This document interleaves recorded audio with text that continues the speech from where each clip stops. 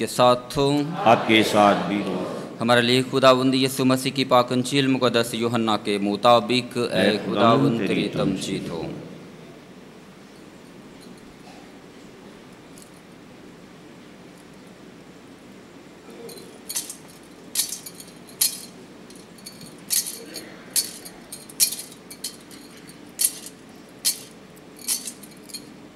उस वक्त यीशु ने अपने शागिर्दों से कहा, मेरी और बहुत सी बातें हैं कि तुमसे कहूँ, मगर अब तुम उनकी बर्दाश्त नहीं कर सकते। लेकिन जब वो यानी रूहुल हक आएगा तो वह सारी सच्चाई के लिए तुम्हारी हदायत करेगा, क्योंकि वो अपनी तरफ से ना कहेगा, लेकिन जो कुछ सुनेगा वही कहेगा और तुम्हें आइंदा की खबर देगा। वो मेरी बुजुर्गी करेगा, इसलिए कि वो मुझसे पाकर तुम्हें खबर देगा। जो कुछ बाप का है वो सब मेरा है, इसलिए मैंने कहा कि वो मुझसे पाकर तुम्हें खबर देगा। अंजील मुक़द्दस के वसीले से हमारे गुनाह मुआफ़ किए जाएं। खुदावंद यीशु मसीह में मेरे अज़ीज़ भाई और बहनों, आज हम आलमगीर कलीसिया के साथ मिलकर खूबसूरत ईद मनाते हैं। पाशका का बाबरकत और ख़ूबसूरत मौसम मनाने के बाद आलमगीर कलीसिया ईद पेंतीकोस्त मनाती है और ईद पेंतीकोस्त के बाद का इतवार पाक तस्लीस के नाम से मंसूब है। आज का दिन आलमगीर कलीसिया अक़दस सालूस के भेद पर रोशनी डालती है। आज हम खुदा का शुक्र अदा करते हैं जिसने मुतजस्सद कलमा मसीह खुदावंद और पाकीज़गी की रूह को इस दुनिया में भेजा कि अपना काबिल तारीफ़ भेद हम सब पर अयां कर सके। पाक तस्लीस का भेद मसीही ईमान की एहसास और हमारे ईमान की बुनियाद है, जो मसीहत को तमाम मज़ाहिब में मुनफरिद रुतबा अता करता है। हमारा ईमान है कि खुदा मोहब्बत है और इस मोहब्बत का इजहार उसका बेटा यस्सु है। वो रूहुल कुद्दस की वहदनीयत में खुदा हमेशा से हमेशा तक ज़िंदा रहता और सल्तनत करता है। इससे पहले कि हम पाक तस्लीस के इस गहरे भेद पर गौर व खौज़ करें, मैं ये बताना चाहता हूँ कि ये एक ऐसा इलाही भेद है कि जिसको इंसान अपनी अक़ल और शऊर से समझने से कासर है। बड़े बड़े मुफक्करीन, बड़े बड़े इल्म व दानिश रखने वाले लोग, बड़े बड़े उलमा, इल्म इलाहियात के माहिर, मुफस्सरीन, मुक़द्दसीन इस गहरे भेद पर गौर व खौज़ करते रहे, उसे अपने इल्म व शऊर से समझने की कोशिश करते रहे, लेकिन सब के सब सर पकड़ कर बैठ गए, क्योंकि खुदा की पाक ज़ात जो है वो लामहदूद है और कोई भी महदूद शख्स जो है लामहदूद हस्ती का अहाता नहीं कर सकता। हम जितने मर्जी ज़हीन हों, फ़तीन हों, आलम हों, हम इंसान हैं और हम महदूद हैं और कोई भी महदूद शख्स लामहदूद हस्ती को बयान करने से कासर है। तो इसलिए ये एक इलाही भेद है یہ کوئی میتھمیٹک کا فارمولہ نہیں ہے کہ 2+2 4 ہی ہیں۔ خدا کی پاک ذات تمام فارمولوں سے بعید ہے۔ اس لیے آج کے اس بھید کو اپنی دانش سے، اپنی حکمت سے سمجھنا مشکل ہے۔ یہ صرف اور صرف ایمان کی بدولت کہ ہمارا ایمان ہے کہ خدا کی پاک ذات کے اندر 3 شخص ہیں، باپ، بیٹا اور روح القدس، اور تینوں کا جوہر ایک ہے۔ وہ علیحدہ علیحدہ بھی ہیں اور ایک ہی خدا کو پریزنٹ کرتے ہیں۔ ہم ایک واحد، کامل، سچے اور زندہ خدا کی عبادت کرنے والے لوگ ہیں۔ تو ایک ہی خدا کے اندر یہ 3 ہستیاں جن کا جوہر ایک ہے، جن کی حشمت ایک ہے، جن کی الوہیت ایک ہے، اس بات کو سمجھنا ہم انسانوں کے لیے مشکل ہے۔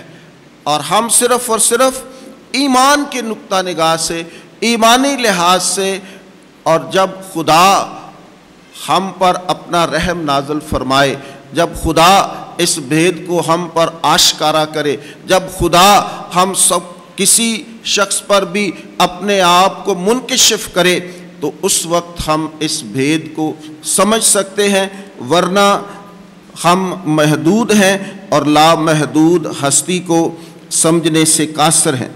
آج کی پہلی تلاوت جو کہ امثال کی کتاب میں سے آپ نے سنی ہے، اس میں حکمت کی فضیلت بیان کی گئی ہے، اور حکمت کی فضیلت بیان کرتے ہوئے اس کے ازلی وجود کا تذکرہ کیا گیا ہے کہ ابتدا میں جب کچھ بھی نہیں بنا تھا۔ فادر ڈیرک صاحب نے اس بات کی وضاحت کی ہے تعارف کے اندر کہ جب کچھ بھی نہیں تھا تو اس وقت حکمت موجود تھی۔ تو یہی آج کی پہلی تلاوت اس کو بیان کر رہی ہے کہ ابتدا میں کچھ بنانے سے پہلے خدا نے قدیم سے جب کچھ نہ بنا تھا حکمت کی بنیاد رکھی۔ اس سے پیشتر کہ ابتدا میں کچھ بنایا، میں ازل سے نسب کی گئی، قدیم سے اس سے پیشتر کہ زمین بنائی گئی، میں اس وقت پیدا ہوئی جس وقت گہراؤں اور پانیوں کے چشمے نہ تھے، جب اس نے آسمان قائم کیا میں وہاں تھی۔ یہ حکمت کی بات ہے، اور حکمت جو ہے وہ خدا کے پاک روح کی نشاندہی کرتی ہے۔ خدا کا پاک روح پانیوں پر جنبش کرتا تھا، جب گہراؤ تھا، اندھیرا تھا، کچھ بھی نہیں تھا، تو اس وقت بھی خدا کا پاک روح، خدا کی حکمت جو ہے وہ وہاں پر موجود تھی۔ تو خدا کا کلام ہمیں اس بات کی طرف لے کر جاتا ہے، ہمیں باور کراتا ہے کہ اس وقت بھی حکمت وہاں پر موجود تھی۔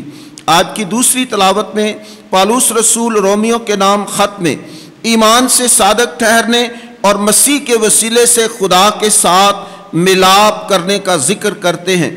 ہم ایمان کے باعث خدا کے فضل میں شریک ہیں اور خدا کے جلال کی امید پر فخر کرتے ہیں، کیونکہ جو روح القدس ہمیں بخشا گیا ہے اسی کے وسیلے سے خدا کی محبت ہمارے دلوں میں انڈیلی گئی۔ اس تلاوت میں ہم پاک تثلیث کی جھلک کو دیکھتے اور محسوس کرتے ہیں۔ انجیل مقدس میں خداوند یسوع المسیح روح القدس کا وعدہ کرتے ہوئے فرماتے ہیں کہ جب وہ یعنی روح الحق آئے گا تو ساری سچائی کے لیے تمہاری ہدایت کرے گا۔ وہ اپنی طرف سے کچھ نہ کہے گا بلکہ جو کچھ مجھ سے سنے گا وہی کہے گا۔ انجیل مقدس میں ہم خدا کے تثلیثی وجود کا ذکر سنتے ہیں۔ یہ ذکر روح الحق، باپ اور یسوع یعنی بیٹے کی صورت میں آیا ہے۔ ہر ذی شعور شخص خدا کو جاننے کی ایک فطری خواہش رکھتا ہے۔ ہر انسان کی یہ خواہش ہے کہ وہ خدا کو جانے، خدا کو پہچانے، خدا کیسا ہے، خدا کیسے کام کرتا ہے، خدا کا وجود کیسا ہے۔ تو ہر شخص کا یہ ایک فطری رجحان ہے کہ وہ خدا کو جاننے کی کوشش کرے۔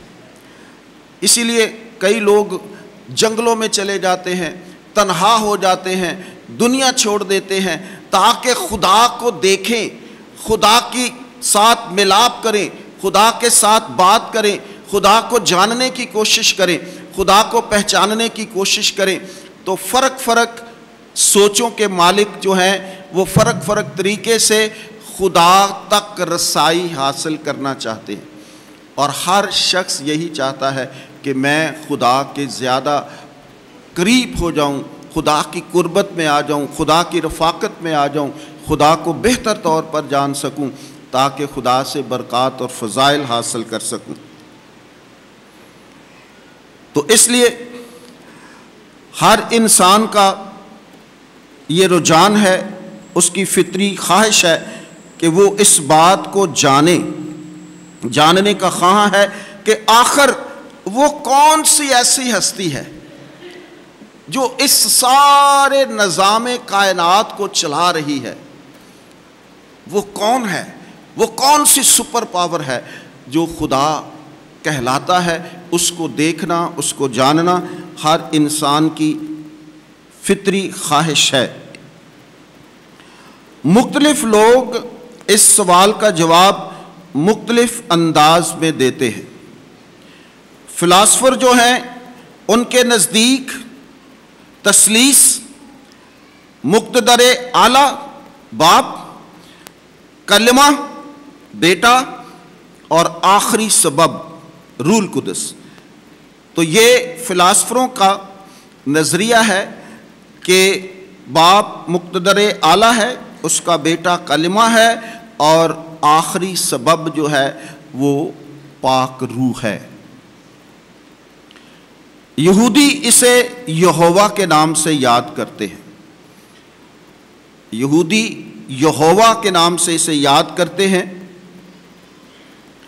ہندو اسے بھگوان کہتے ہیں، سکھوں کے لیے یہ رام ہے، مسلمانوں کے لیے یہ اللہ ہے، اور ہم مسیحی اسے کیا کہتے ہیں؟ جی، ہم مسیحی جو ہیں اسے خدا کہتے ہیں، خدا کہتے ہیں۔ خدا کے اندر ہی وہ تین باتیں آ جاتی ہیں، تین ہستیاں آ جاتی ہیں۔ تو ہمارے مسیحی مومنین جو ہیں وہ اسے خدا کے نام سے پکارتے ہیں۔ خدا کے متعلق مسیحی علم کی بنیاد الہی مکاشفہ ہے جو کلام مقدس کی صورت میں ہمارے پاس موجود ہے۔ اس کے علاوہ صدیوں پر محیط مومنین کا ایمانی تجربہ آج کی پاک انجیل میں آپ نے سنا ہے، یعنی کلیسیائی روایت ہے جو خدا کو جاننے کے لیے خاطر خواہ مددگار ہے۔ ہماری دنیا بے شمار لوگوں سے بھری پڑی ہے۔ ہم ان لوگوں کو دو گروہوں میں تقسیم کر سکتے ہیں۔ سب سے پہلے وہ جو خدا پر ایمان رکھتے ہیں، اور دوسرے وہ جو خدا کے وجود کو تسلیم نہیں کرتے، جو خدا کے وجود کے قائل نہیں ہیں، اور جو مذاہب خدا کو مانتے ہیں، خدا کے وجود کو تسلیم کرتے ہیں۔ ان میں تین بڑے مذاہب ہیں، یہودیت، مسیحیت اور اسلام۔ تینوں ایسے مذاہب ہیں جو خدا کی وحدانیت، اس کی حقانیت، اس کی محبوبیت اور اس کے قادر مطلق ہونے پر ایمان رکھتے ہیں، جبکہ باقی خدا کے کثرت الوجود ہونے پر یقین رکھتے ہیں۔ تثلیث مسیحی مذہب کا بنیادی نقطہ اور امتیازی نشان ہے۔ جس کا واضح اشارہ کلام پاک کے پہلے صفحے سے، جب ہم خدا کا پاک کلام کھولتے ہیں تو پہلا صفحہ تکوین کا پہلا باب اور اس کی پہلی آیت، اس میں ہمیں پاک تثلیث کا اشارہ ملتا ہے۔ تکوین پہلا باب پہلی آیت سے 3 آیت تک، اس میں لکھا ہے کہ ابتدا میں خدا نے جب ان آسمان اور زمین بنائے تو ساری زمین پر اندھیرا تھا، گہراؤ تھے، اور خدا کا روح پانیوں پر جنبش کرتا تھا۔ تو خدا کے کلام کے پہلے ہی صفحے پر خدا کی یہ تصویر موجود ہے، خدا کی تثلیثی خدا ہونے کی دلیل نظر آتی ہے۔ خدا پہلے ہی خدا کے کلام کے اندر وہ اپنے وجود کو، اپنی تثلیثی قوت کو ظاہر کر رہا ہے۔ اور اسی طرح مکاشفہ کے آخری باب 22ویں باب میں،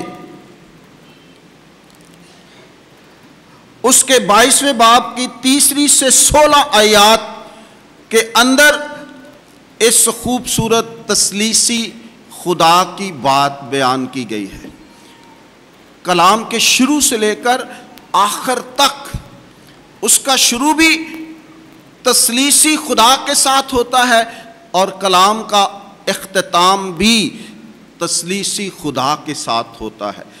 تو اس کا مطلب ہے الف سے لے کر یہ تک خدا کے کلام کے اندر تثلیث کا ذکر پایا جاتا ہے، تثلیثی خدا کی اس ساری حشمت کو بیان کیا گیا ہے۔ اور مکاشفہ کی یہ 3 سے 16 آیات تک بڑی خوبصورت باتیں اس میں درج ہیں۔ تو ہم مسیحی جو ہیں خدا کے کلام کو ہی آخری بات سمجھتے ہیں اور اس کے کلام کے اندر جو کچھ لکھا ہے اسی کو تسلیم کرتے اور اسی پر ہمارا ایمان اور یقین ہے۔ تو خدا کا کلام ہمیں بتاتا ہے کہ خدا تثلیثی ہے، اس کے اندر 3 شخص ہیں، خدا باپ ہے، بیٹا ہے اور روح القدس ہے۔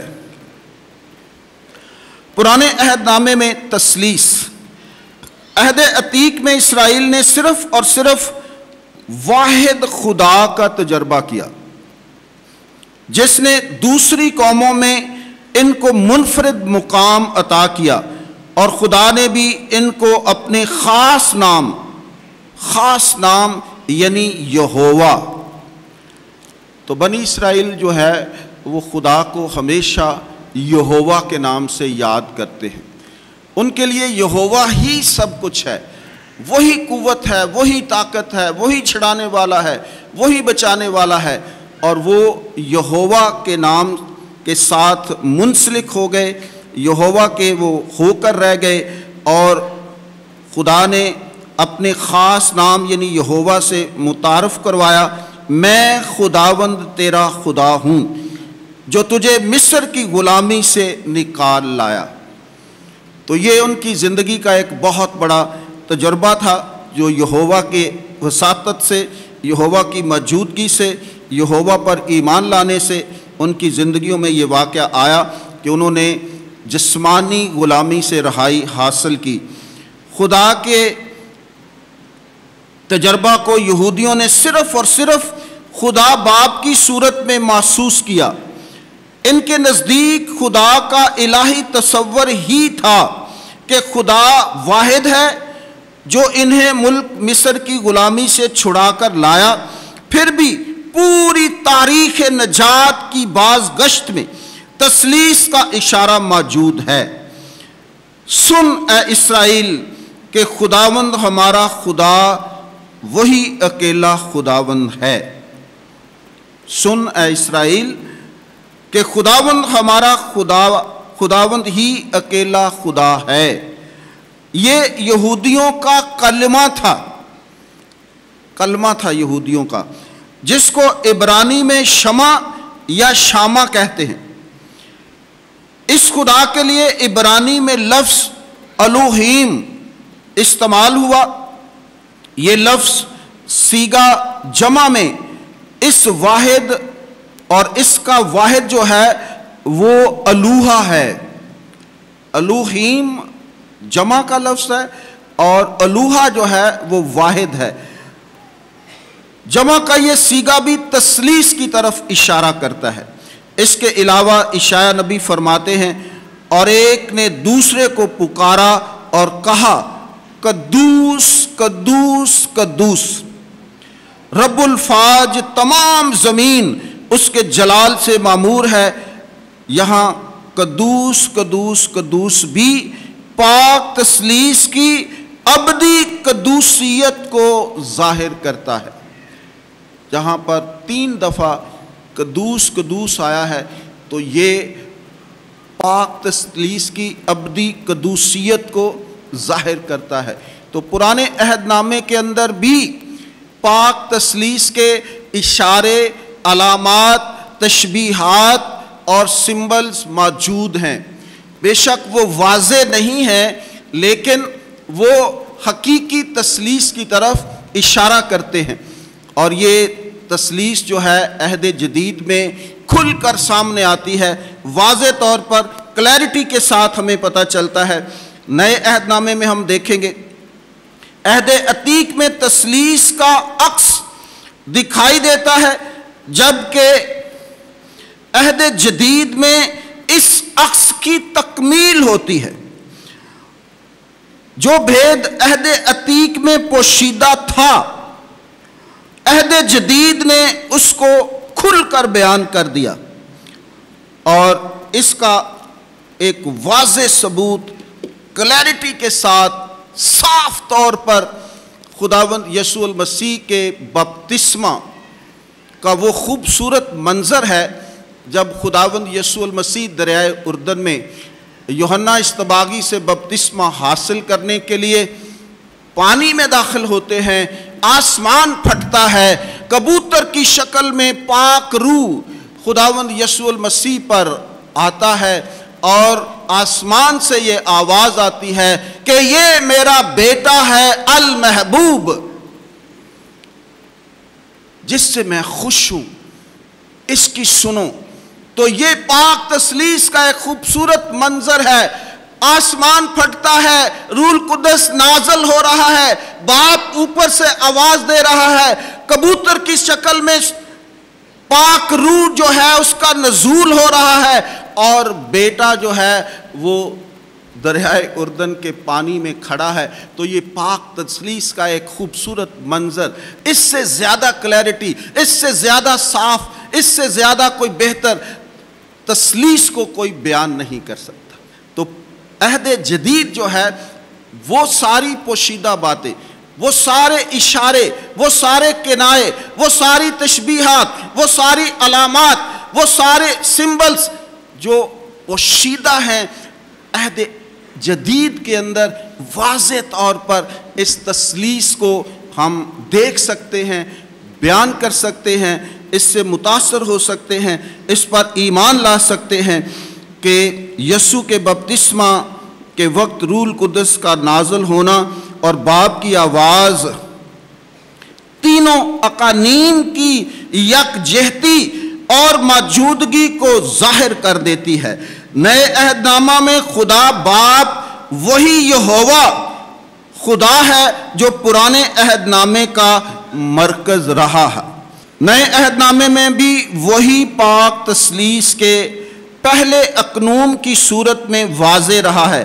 نئے عہد نامے میں یسوع کی شناخت یہ ہے کہ وہ خدا کا بیٹا ہے۔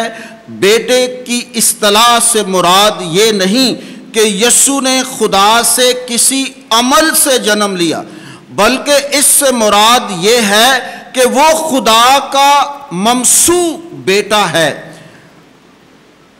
وہ اسی کا حصہ ہے اور اسی کے جلال میں شریک ہے۔ یسوع مسیح کامل انسان اور کامل خدا ہے۔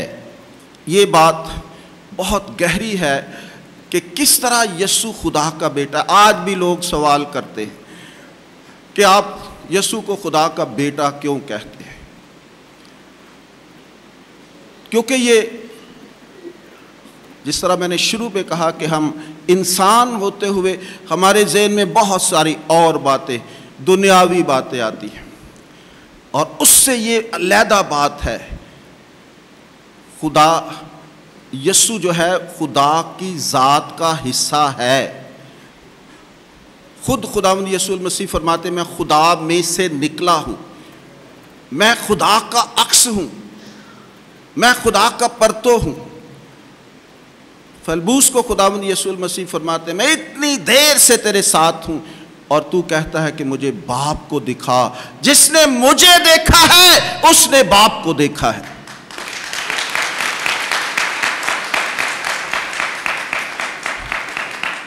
میں اور باپ ایک ہیں. یہی یگانگت، یہی یکتائی جو ہے پاک تثلیث کے اندر، یہی اس کی خوبصورتی ہے کہ خداوند یسوع المسیح اس کا بیٹا ہے، اس کا حصہ ہے. وہ کامل خدا ہے اور کامل انسان ہے جو باپ کے ساتھ ازل سے تھا، ازل سے. یوحنا کی انجیل اس کا 1 باب اور اس کی پہلی آیت، ابتدا میں کلمہ تھا اور کلمہ خدا کے ساتھ تھا اور کلمہ ہی ذرا زور سے، کلمہ ہی خدا تھا، کلمہ ہی خدا تھا. یہ ہے اصل بات کہ یسوع خدا کے ساتھ ہے، ازل سے ہے، اسی میں سے نکلا ہے، اسی کا وہ حصہ ہے، اسی کا وہ پرتو ہے، اسی کا وہ عکس ہے. اس لیے وہ خدا کا بیٹا ہے اور کلمہ ہی خدا تھا. یسوع خدا کی ازلی قوت کا مظاہرہ ہے. یسوع خداوند خدا ہے جو تثلیث کا دوسرا رکن اور ہمارا خدا ہے. یوحنا 20 اس کی 26 آیت میں توما نے جواب میں یسوع سے کہا کہ تو میرا خداوند اور تو میرا خدا ہے. یہ ایمان کا اتنا بڑا اقرار ہے، اتنی بڑی بات ہے جو توما نے اس وقت کہی، اس کے تو میرا خداوند، تو میرا خدا ہے. اس پر کئی والیومز لکھے جا چکے ہیں. اس ایک فکرے پر، اس ایک بات پر، اس ایک جملے پر اتنا گہرا، اتنا ایمان پرور، اتنا خوبصورت ایمان کا اقرار آپ کو کہیں نہیں ملے گا کہ تو میرا خداوند اور تو میرا خدا ہے. یہی ایمان آج ہمارا ہونا چاہیے. یہی ایمان ہمارے لیے مفید ہے اور اسی ایمان میں ہم زندہ رہیں تو پھر ہی ہم مسیحی مومن بن سکتے ہیں. تو میرا خداوند اور تو میرا خدا ہے. خدا نے اپنے وجود کو 3 صورتوں میں عیاں کیا ہے. خدا کے بیٹا بننے کی وجہ اس کا الہی پیار تھا جس کے ذریعے وہ انسان بنا اور ہمارے درمیان موجود ہوا. تو یہ ایک بہت ہی مشہور زمانہ جملہ ہے جو سب لوگوں کی زبانیں عام پر ہے کہ خدا نے دنیا سے اتنا پیار کیا کہ اس نے اپنا اکلوتا بیٹا بخش دیا تاکہ جو کوئی اس پر ایمان لائے ہلاک نہ ہو بلکہ ہمیشہ کی زندگی پائے.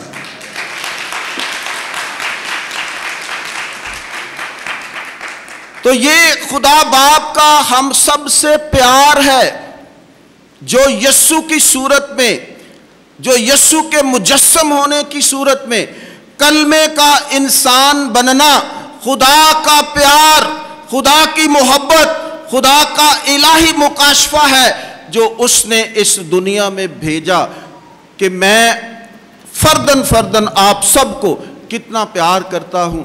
تو اس پیار کی وجہ سے، اس محبت کی وجہ سے میں اپنا آپ، اپنی ذات، اپنے آپ کو آپ کے لیے اس دنیا میں بھیج دیتا ہوں. پرانے عہد نامے میں بھی خدا بنی اسرائیل سے پیار کرتا ہے اور یہوہ کہتا ہے کہ میں نے ان لوگوں کی مذلت کو دیکھا اور میں نیچے اتر آیا ہوں تاکہ ان سب کو چھڑاؤں۔ یہاں پر مسیح خداوند، خدا کا بیٹا اس لیے اس دنیا میں آتا ہے تاکہ وہ ہمیں گناہ کی غلامی سے رہائی عطا فرمائے۔ یہ خدا باپ کا پیار ہے، یہ خدا باپ کی محبت ہے کہ اس نے اپنے بیٹے کو اس دنیا میں بھیجا ہے، اپنا اکلوتا بیٹا بخش دیا۔ پاک تثلیث کی عید ہمیں یاد دلاتی ہے کہ خدا ہم سے پیار کرتا ہے۔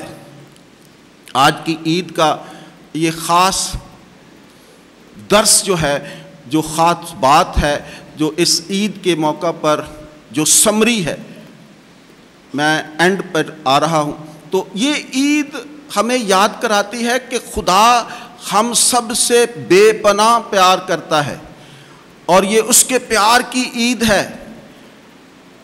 خدا ہم سب کو پیار کرتا ہے۔ خدا انسان بیٹا مسیحی ایمان کا مرکزی عقیدہ ہے، مرکزی عقیدہ۔ نجات کی تاریخ کے اندر اگر کوئی مرکز اور محور ہے تو وہ یسوع المسیح کی پاک ذات ہے۔ ہمارے عقیدے کا بھی وہی مرکز ہے، ہمارے ایمان کا بھی وہی مرکز ہے، تو اسی کو ہم نے سمجھنا ہے۔ تو وہ خدا کا پیار ہے، وہ خدا اپنے بیٹے کے وسیلے سے اس دنیا کو اپنا پیار دکھاتا ہے، اور یسوع المسیح نے بھی اس پیار کی انتہا کی ہے کہ اپنی جان دے دی اور ہم سب کو اپنا قیمتی اور بیش خون بہا کر ہم سب کو خرید لیا۔ اس قدر پیار کا مظاہرہ کر سکتا ہے انسان بیٹا مسیحی ایمان کا مرکزی عقیدہ ہے۔ اگر خدا اس قدر پیار کا مظاہرہ کر سکتا ہے تو ہم انسان ایک دوسرے سے اتنے دور کیوں ہیں؟ اتنے دور کیوں ہیں؟ یہ آج کی عید کا کویسچن مارک ہے، یہی آج کی عید کا تقاضا ہے کہ اگر خدا ہم سب کو اتنا پیار کرتا ہے اور ہم اس کے ماننے والے ہیں، ہم بڑے فخر کے ساتھ کہتے ہیں کہ ہم مسیحی ہیں، تو آج اپنے دیکھیں ارد گرد کہ آج کا انسان ایک دوسرے سے کیوں دور ہے۔ ہم تو اس محبت کو مانتے ہیں، ہم تو اس بات کا اعلان کرتے ہیں کہ خدا محبت ہے، اور آج یہ محبت کیا ہمارے اندر موجود ہے؟ کیا ہم اس الہی محبت میں ایک دوسرے سے کو قبول کر رہے ہیں؟ کیا ہم اس محبت کا مظاہرہ کر رہے ہیں؟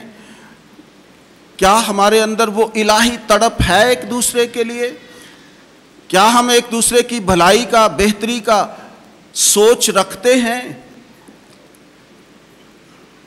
جس عقیدے کو ہم مانتے ہیں، جس عقیدے کی ہم بات کر رہے ہیں، تو ہم انسان ایک دوسرے سے اتنے دور کیوں ہیں؟ آج وقت ہے کہ اپنے ایمان کو پرکھا جائے کہ کیا ہم واقع ہی زندہ خدا پر ایمان رکھتے ہیں، جو اقانیم تثلیث کی صورت میں ہم پر اپنا پیار ظاہر کرتا ہے۔ جو خدا تثلیثی خدا ہے اور وہ ایک دوسرے کے ساتھ جڑے ہوئے ہیں، ایک دوسرے کے بغیر نامکمل ہیں، ایک دوسرے کے اندر یکتائی ہے، یگانگت ہے، محبت ہے، پیار ہے۔ اور یہ ایک بڑی خوبصورت بات ہے کہ ہم اس خدا کو مانتے ہیں جس کے اندر تین شخص ہیں اور وہ ایک دوسرے کو پیار کرتے ہیں، ایک دوسرے کو، اور ہم اس محبت کے خدا کو ماننے والے ایک دوسرے سے کیوں دور ہیں؟ اور آج کی دنیا میں یہی بگاڑ کی وجہ ہے، یہی مسائل کی وجہ ہے، یہی بیماریوں کی وجہ ہے، یہی افراتفری کی وجہ ہے، یہی سارے مسائل کی جڑ ہے کہ ہم اس محبت کرنے والے خدا کو مانتے تو ہیں، لیکن اس جیسا عمل نہیں کرتے، اس جیسے مسیحائی کام نہیں کرتے، اس جیسا بننے کی کوشش نہیں کرتے۔ اور یہی وہ مسئلہ ہے جہاں پر ساری دنیا جو ہے وہ اٹکی ہوئی ہے۔ پاک تثلیث کی عید کے موقع پر غور کریں کہ ہمارا ایمان کس قدر مضبوط ہونا چاہیے۔ ہر مسیحی کا فرض ہے کہ وہ دوسرے مسیحی کے ایمان کو مضبوط کرے، اور ہر مسیحی مومن کا فرض ہے کہ وہ خداوند یسوع المسیح کے اس مشن کو، اس محبت کو، اس یکتائی کو، اس یگانگت کو دنیا کے کونے کونے تک پھیلائے۔ خداوند نے کہا کہ جاؤ اور ساری قوموں کو میری تعلیم دو، جو باتیں میں نے آپ کو سکھائی ہیں وہ دوسروں کو بھی سکھاؤ، اور انہیں باپ اور بیٹے اور روح القدس کے نام سے بپتسمہ دو۔ یہ ہر مسیحی مومن کا فرض ہے کہ ہم اپنے تثلیثی خدا کی اس محبت کو اجاگر کریں، اور آج اپنی زندگیوں پر غور بھی کریں کہ اگر ہمارا خدا اتنا محبت سے بھرپور ہے، اتنی محبت کرتا ہے کہ وہ آسمانوں سے نیچے آ جاتا ہے اور ہم سب کے لیے نجات کا، معافی کا، چھٹکارے کا، مخلصی کا وسیلہ بنتا ہے، تو ہمیں بھی اس یسوع کو مانتے ہوئے، اس تثلیثی خدا کی عبادت کرنے والے ہوتے ہوئے، ہمیں بھی ایک دوسرے کو معاف کرنا ہے، ایک دوسرے کو برداشت کرنا ہے، ایک دوسرے سے محبت رکھنی ہے۔ آپ سب کو آج کی یہ پاک تثلیث، پاک سلوس کی تثلیث کی یہ عید بہت بہت مبارک ہو۔ آپ کی زندگیوں میں اس تثلیثی خدا کی ساری برکات اور فضائل آپ کو عطا کرے، مسیح خداوند کے وسیلے سے، آمین۔